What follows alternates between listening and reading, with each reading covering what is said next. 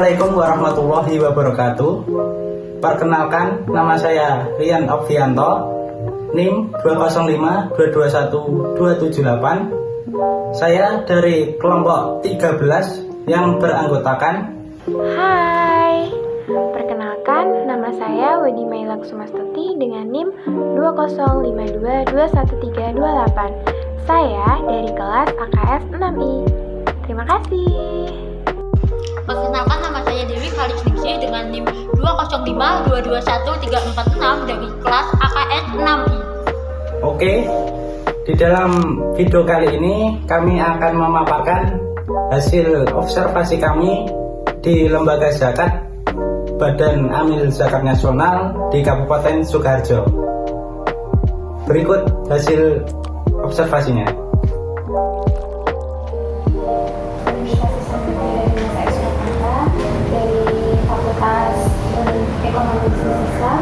Kami dari Prodi Akuntansi Syariah, Pak.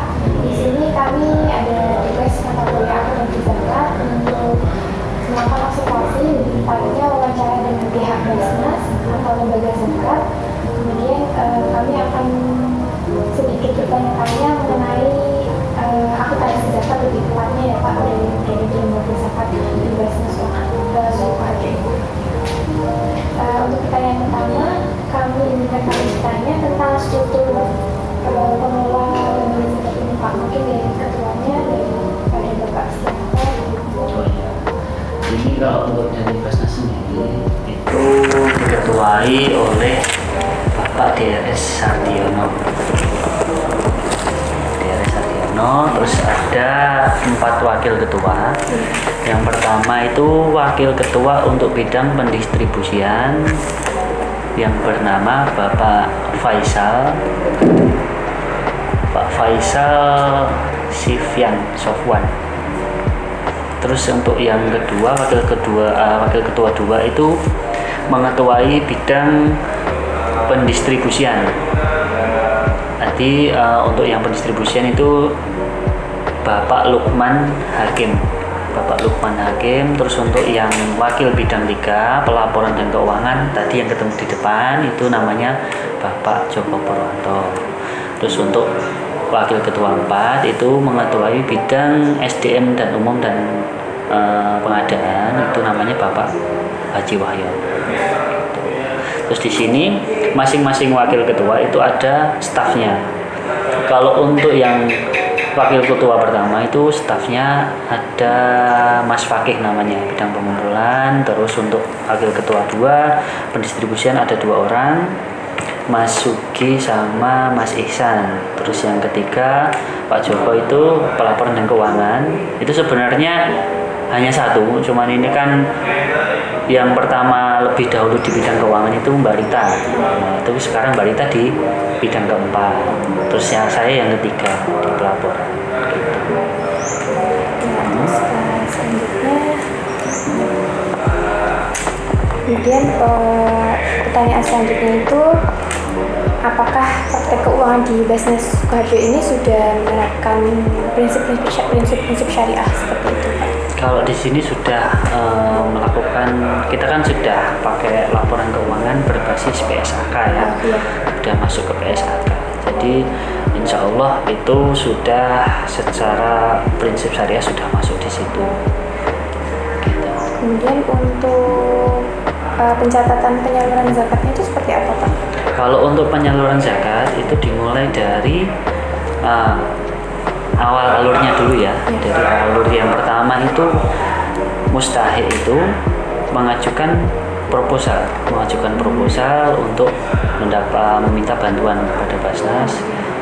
Terus yang kedua kita ada namanya survei yang dilakukan oleh bidang pendistribusian, ada 2 orang tadi. Nah, dilakukan survei, setelah dilakukan survei nanti dilakukan pleno. Jadi untuk pleno sendiri itu nanti ditentukan besaran nominal tergantung hasil surveinya. Jadi seperti semisal mustahiknya membutuhkan bantuan pengobatan, itu yang dibutuhkan apa aja. Jadi gitu, nanti nominalnya keluar waktu di pleno. Setelah di pleno nanti keluar hasil untuk dicairkan dananya. Nah, dicairkan dananya itu nanti permintaan dari bidang pendistribusian yang berbentuk dengan draft permintaan pencairan untuk mustahik.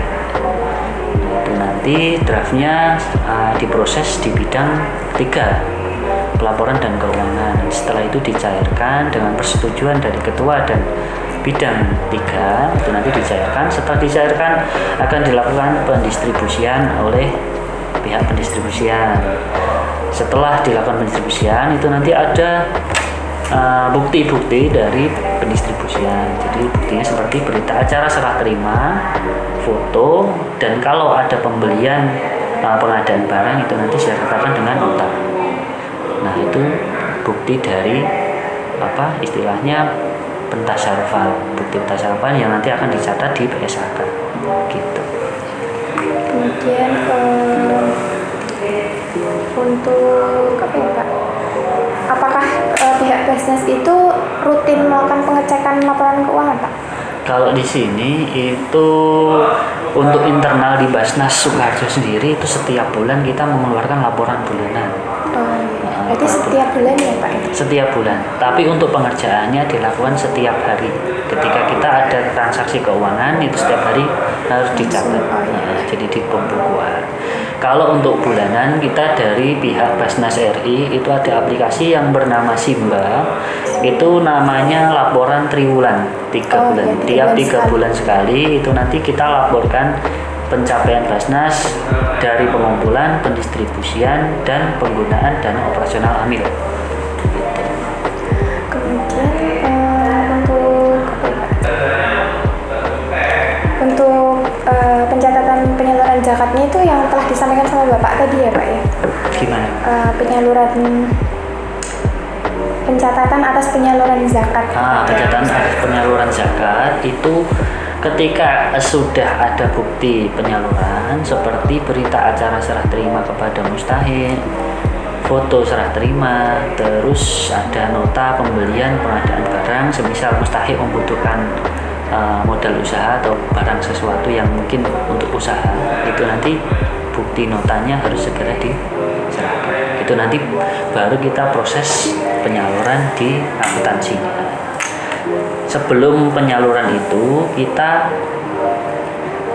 secara prinsip akuntansi kita menaruh dananya itu di uang muka.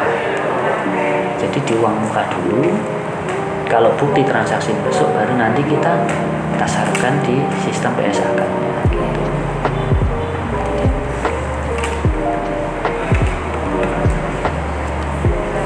Kemudian kalau untuk apakah ada metode khusus Pak untuk melakukan pencatatan di Basnas? Kalau metode khusus itu contohnya seperti apa? Maksudnya contoh metode apa ya? Untuk apa? Mungkin untuk melakukan pencatatan. Jadi pencatatan. Iya. Kalau untuk pencatatan sendiri, kalau saya itu kan ada bukti nomor transaksi. Jadi di situ bukti nomor transaksi itu nanti seperti semisal nomor transaksi A1 gitu, uang muka untuk pendistribusian ya. Nanti untuk transaksi penyalurannya tetap A1 karena ngambilnya dari situ. Jadi ngambilnya dari kode transaksinya itu tadi. Cuman itu aja sih. Kalau untuk yang lain sih manual biasa. Kemudian kalau ada audit gitu, apakah ada persyaratan tersendiri gitu Pak? Persyaratan dan prosedur sendiri saat adanya audit gitu? Kalau untuk audit, untuk saat ini kita melakukan audit ketika sudah selesai laporannya sampai dengan Desember. Jadi setiap akhir tahun kita mengajukan file laporan kita untuk diaudit oleh pihak. Kalau di sini kerjasama dengan KAP Kumala di Yogyakarta. Jadi kita mengajukan dulu. Kalau dari awal itu sebenarnya dari KAP itu menawarkan untuk dilakukan audit. Jadi di sana ada penawaran untuk Basnas untuk proses audit.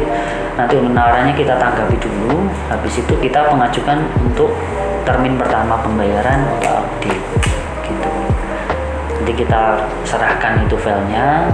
Mungkin dari sana baru diproses untuk audit. Dari sana nanti akan keluar permintaan-permintaan file mungkin yang dilihat dari laporan keuangan. Jadi seperti transaksi bulan ini, transaksi khusus seperti pendistribusian, berita acara yang tanggal ini gitu, nanti file-file yang akan diminta. Seperti halnya kalau sampel gitu, jadi setiap bulan nanti diambil sampel satu dari sana gitu. Apakah ada kendala-kendala Pak mungkin saat proses pencatatan? Kalau untuk kendala sendiri itu sebenarnya banyak kendalanya. Iya. Kendala dari proses transaksi itu contohnya kalau seperti berita acara atau apa ya istilahnya, berita acara yang belum ditandatangani oleh mustahik itu belum dianggap dicairkan atau masih berbentuk uang muka. Jadi pendistribusian itu istilah kasarnya hutang sama pihak keuangan karena belum ada bukti masuk untuk diserahkan gitu. Yang itu yang susah diolah karena kita keterbatasan SDM dan keterbatasan untuk operasional amil di sini. Jadi untuk pencatatan sendiri itu 1 bulan itu tidak bisa selesai 100%. Jadi nanti mungkin berlanjut di bulan berikutnya. Kemudian apakah Basnas di Sukoharjo ini juga menerima pendapatan aset non-kas Pak? Aset non-kas. Kalau aset non-kas sendiri sementara kita belum ada. Semisal zakat fitrah ya. Zakat fitrah itu belum ada gitu. Kita sementara paling banyak ya di zakat mal.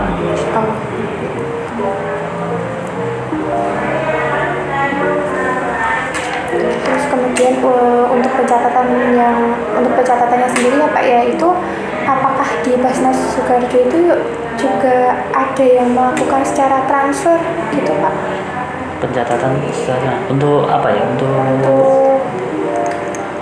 penerimaan Iya. muzaki. Iya. Oh, kalau muzaki kita rata-rata karena kita sebenarnya amil negara, jadi kita fokusnya kepada ASN. Nah, ASN ya. Dari ASN sendiri itu nanti kita bentuk UPZ, unit pengumpulan zakat, yang nanti di mana unit pengumpulan zakat itu akan menyerahkan dana melalui transfer. Gitu. Jadi seperti dinas pertanian itu ada UPZ sendiri di sana. Jadi di sana melakukan potongan dan perhitungan sesuai dengan yang Basnas tentukan 2,5%. Terus dari sana setelah dikumpulkan ditransfer melalui Bank Jateng Syariah. Dari sana ditransfer, nanti di keterangannya itu ada zakat dari dinas. Jadi seperti itu. Kalau untuk offline ya istilahnya ya, setor langsung ke sini itu paling sebulan itu 2-3, nggak banyak sebenarnya. Banyak kan transfer. Gitu. Jadi kalau di sini itu biasanya juga itu ya Pak, tempat penyaluran misalnya seperti zakat pertanian seperti itu bisa disalurkan di sini? Bisa, zakat pertanian bisa. Zakat dari pedagang juga bisa di sini. Kebanyakan apa ya Pak di sini itu biasanya yang disalurkan? Paling banyak karena ASN kan zakat gaji. Gaji, Pak, ya? Zakat gaji. Apakah kalau kita itu misalnya ASN itu, saya dengar dari dosen saya kemarin itu, apakah jadi gajinya ASN itu memang sudah dipotong gitu untuk zakat seperti itu atau gimana Pak? Kalau di ASN sendiri itu sebenarnya tidak ada aturan untuk pemotongan zakat. Karena kita berdasarkan surat edaran dari Bupati yang sudah melewati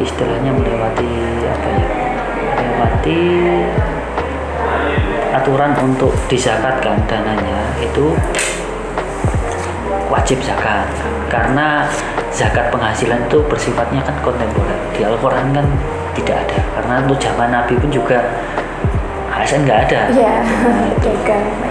Iya, pedagang kan kontemporer. Mungkin cukup itu saja Pak yang perlu ditanyakan. Kemudian terima kasih banyak ya Pak sudah menyempatkan waktunya menjawab pertanyaan wawancara dari kami. Kemudian jika dari kami ada salah katanya mohon dimaafkan ya Pak. Ya, nggak apa-apa. Oke, semoga lancar lah. Amin, terima kasih Pak. Dengan Bapak Erwin, saya Erwin.